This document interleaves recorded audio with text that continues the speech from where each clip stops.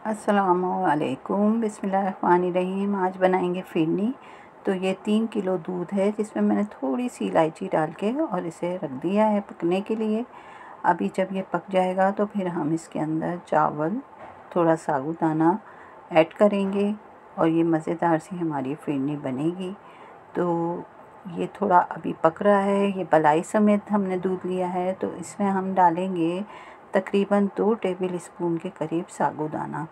तो ये मैंने इसको अभी धोया है और अब मैं इसको भिगो दूंगी थोड़ी देर के लिए ताकि ये अच्छे से फूल जाए। और मैंने लिया है आधी प्याली के करीब चावल, तो इन्हें भी भिगो दिया है और साबूदाना भी भिगो दिया है। और ये 2 कप है चीनी। चीनी हम कम या ज़्यादा कर सकते हैं। ये चावलों को बारीक पीस लिया है क्योंकि फिरनी के लिए चावल बारीक ही पीसे जाते हैं। हम इसमें डालेंगे 3 कंडेंस मिल्क के साशे। तो इससे फिरनी का जायका बहुत ही मज़े का बन जाता है। और ये देखें अभी पक रहा है, तो इसमें आप 2-2 चम्मच या थोड़ा थोड़ा करके उन चावलों को डालते जाएं और हिलाते जाएं और इसको पकने दें जैसे आहिस्ता आहिस्ता हल्की आंच पे। और ये थोड़ा सा फूड कलर भी इसमें डाल दें, थोड़ा सा हल्का सा रंग आ जाएगा क्योंकि ज़ाफ़रान नहीं तो इसलिए फूड कलर डाल रहे हैं। तो ये आहिस्ता आहिस्ता आप इसको पकने दें। तो जब तक ये चावल जो हैं वो फूल नहीं जाते पक कर और साबूदाना भी फूल जाएगा तो फिर हम इसमें चीनी को डालेंगे। अभी ये थोड़ी इलायची मैंने और डाल दी है इसके अंदर पिसी हुई, और हम इसको बस आहिस्ता आहिस्ता पकाते जा रहे हैं। चीनी अभी हम डालेंगे इसके अंदर, थोड़ा सा ये गाढ़ा हो जाए और चावल हमारे पक जाएं, क्योंकि कच्चे चावल रह गए तो फिर मज़ा नहीं रहेगा।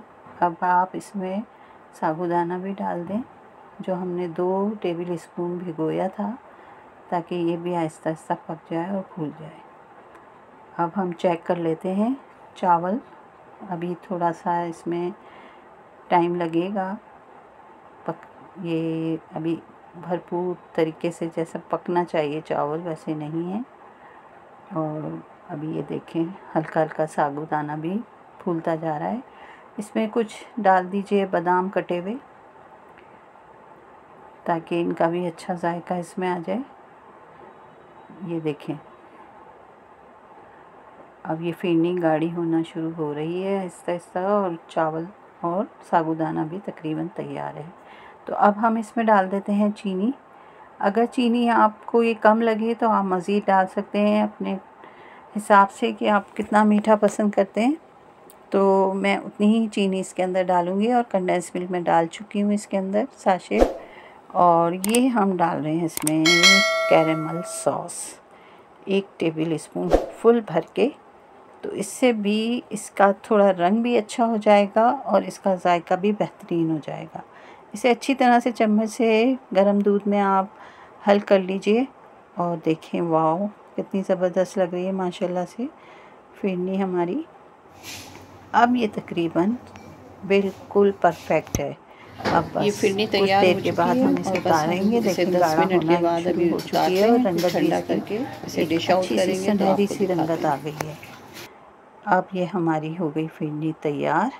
इसे मैंने ठंडा करने के बाद बाउल में निकाल लिया। ऊपर से आप बादाम, इलायची या जो भी ड्राई फ्रूट आप पसंद करते हैं वो इसमें डाल दीजिए।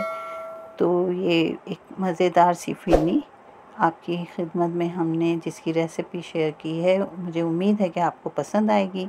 तो अगर पसंद आए तो लाइक, शेयर और सब्सक्राइब कर दीजिएगा और दुआओं में रखिएगा याद।